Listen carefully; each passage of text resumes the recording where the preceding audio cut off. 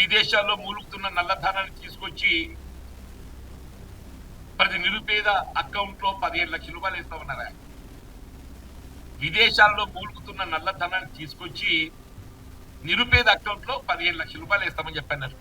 10 సంవత్సరాలు గడిచిపోయింది. ఇవాళ 3వ పర్యాయం అధికారానికి వచ్చారు. కేవలం మత విద్వేషాలు రెచ్చగొడుతూ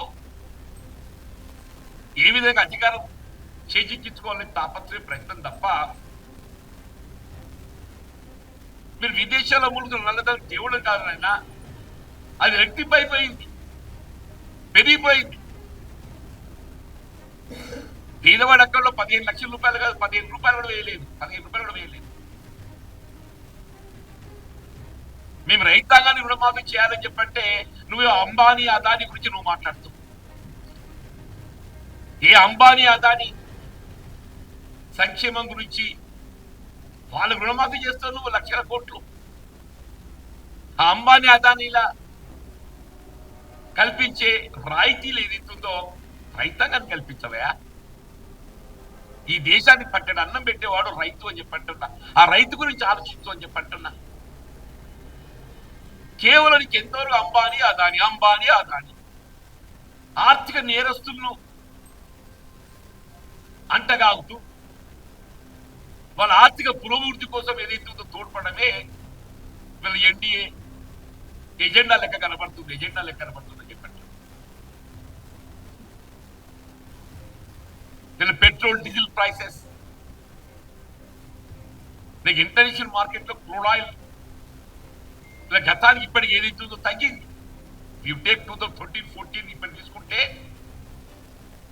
బ్యారెల్ అలా almost it was $105. It has come down to 90. తగ్గింది. డీజిల్ ఎక్కడున్నది?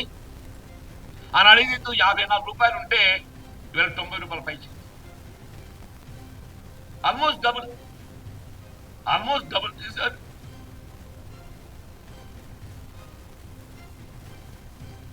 పెట్రోల్ ఆనాడు 70 రూపాయలు ఉంటే ఇలా 100 రూపాయలు అయింది.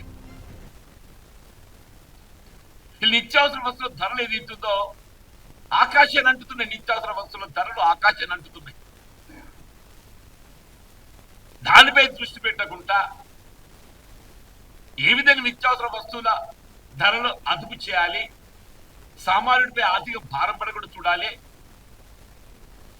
వీళ్ళు డీజిల్ ప్రైస్ కనుక కంట్రోల్ చేస్తే ఆటోమేటిక్ ట్రాన్స్పోర్టేషన్ భారం తగ్గుద్ది. నిత్యావసర వస్తువుల మూమెంట్ కి ఏదైతుందో కొంత రిలీఫ్ వస్తుంది. అదంతా ఏది లేదు. ఇవాళ కాంగ్రెస్ సంబరాలు చేస్తుంటే ప్రభుత్వ పరంగా